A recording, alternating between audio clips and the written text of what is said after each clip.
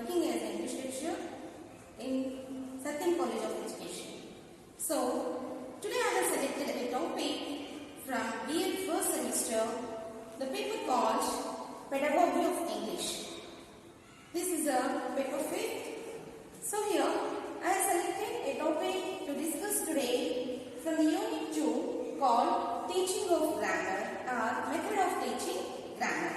So, before going into the topic in detail, now I want to discuss something about language and communication. So, what is language? How the language plays an important role in our daily life. Let me explain how the language is important in our daily life and daily communication. So, just to think of that, there is no language on earth. You just hypothesize. No, we can't, is it? So, language plays an important role. It has a vital role in our daily life for communication. So, without language, we can't express our feelings, we can't express our ideas, we can't express our thoughts and the things what we are going to fulfill our desires. So, we use the language for communication and fulfill our desires and to express our feelings, thoughts and expressions. So, for language,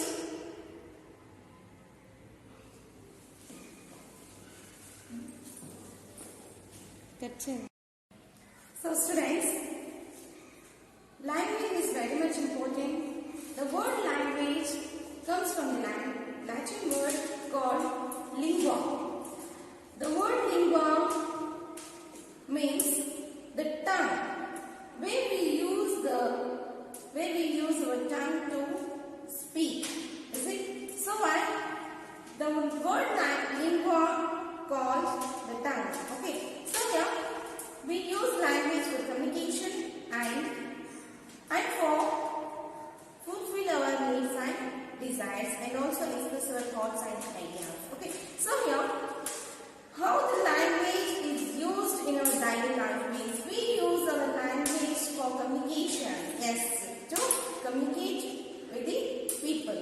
So the word communication can be divided into two main categories. The communication can be done as intra and inter. So, intra-communication means the communication which happens between two persons or more than two persons is called intra-communication. And the communication which happens itself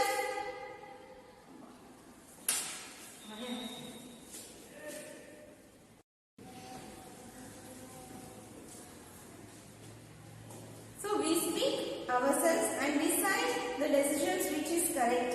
So, that communication can be called as intra-communication. So, here, dear children, dear students, today I have selected the topic, the types of grammar and methods of teaching grammar from the unit 2. So, as we all know that grammar is very much important in language learning.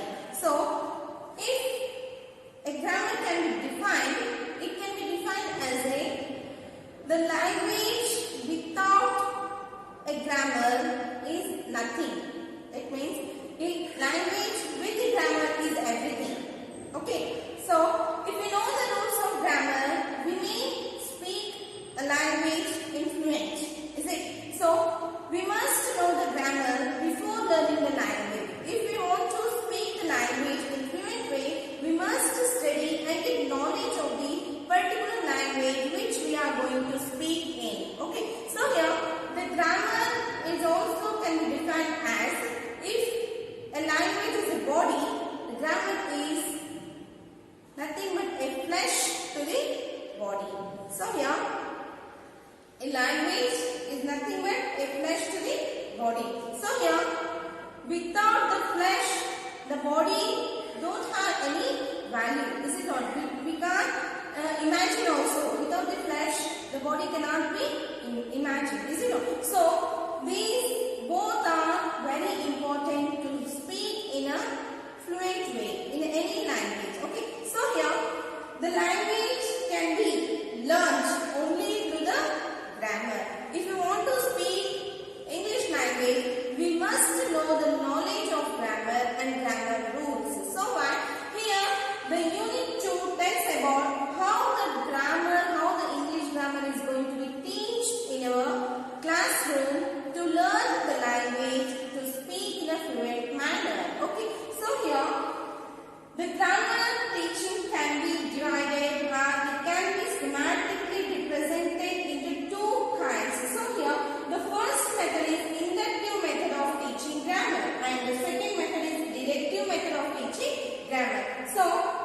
let us know what is inductive method of teaching grammar. So, inductive method of teaching grammar is nothing but teacher selects a method of teaching grammar in the classroom which he or she wants to express the examples first before the rules of grammar are presented in the classroom. That means here teacher uses the examples of a concept which she or he going to teach among the students. That means the teacher selects a topic or any of a grammar element to teach to the students, and the teacher also selects the method of teaching grammar, the inductive way. That means the inductive way of teaching a grammar is nothing but teacher explains the grammar examples first, which the teacher selected a topic or a grammar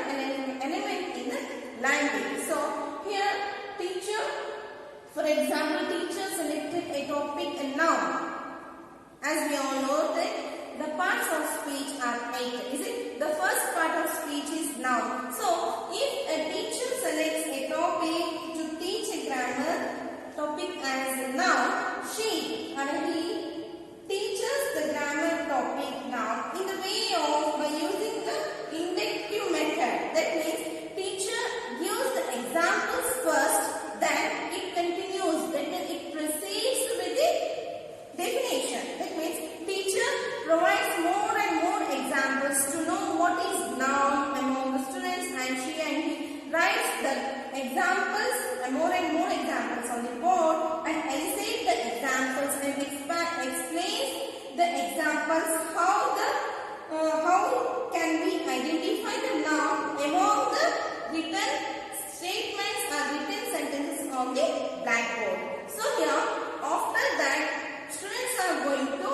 explain how the examples are created, and then teachers creates an atmosphere or creates an opportunity among the students to identify where the nouns are and what is the noun among the sentences written on the blackboard. So here students elicit the examples and know what is noun and where is the noun in the sentences written on the blackboard by the teacher. So here this is nothing but, so here teacher elicits the examples first, and then she and he gives a definition and detailed instructions and detailed illustration after the examples. She gives the definition, the exact definition of a noun, the word noun. That means the rules of a grammar are going to be explained after the examples are elicited before the students. So this is about the inductive method of teaching grammar. Now let us discuss about the deductive method of teaching grammar. So this is nothing but vice versa of inductive and deductive. Okay, so it is nothing but the opposite section of the inductive method of teaching grammar. So here deductive method of teaching grammar is nothing but here teacher selects a topic from a grammar, any of a language. So teacher elicits the definition of a grammar element which is selected to teach in the classroom. So here teacher explains in detail the definition of a grammar element. For example, again we will take an example of a noun itself. Okay, so here teacher selected a topic noun from the parts of speech in English language. So here teacher explains and writes the exact definition of a noun, then she and he illustrate and explains with examples before the students. That means before the examples giving, teacher defines and makes the students to understand what is noun. As we all know that the noun is nothing but a name of a person, place, thing, animal, bird, and so on. So teacher, what she does here, she just writes a definition on the blackboard, and after that she creates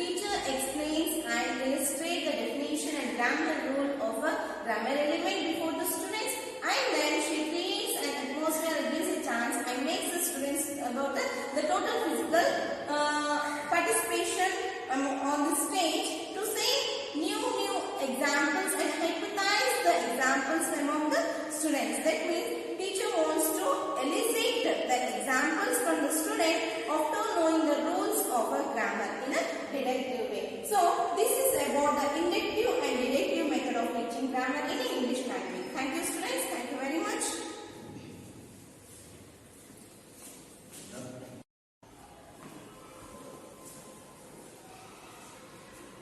Dear students, let us know what are the advantages of inductive and deductive method of teaching grammar. Okay, so here the first and foremost advantage of inductive method of teaching grammar is method of verification. Yes, it is said because the teacher who selected the grammar element to teach in the way of inductive. Here, teacher writes and explains the examples first on writing the blackboard. Is it? So, after the examples illustration, teacher is going to give the definition, the exact meaning of a topic which is selected to teach in the classroom. That means the rules of grammar is going to be taught after the examples are illustrated in the classroom. So this method is called as the method of verification because teacher provides an opportunity to the students to verify what the topic teacher has selected by thorough knowledge of the examples elicited or presented or displayed on the blackboard by the teacher. So it is method of verification.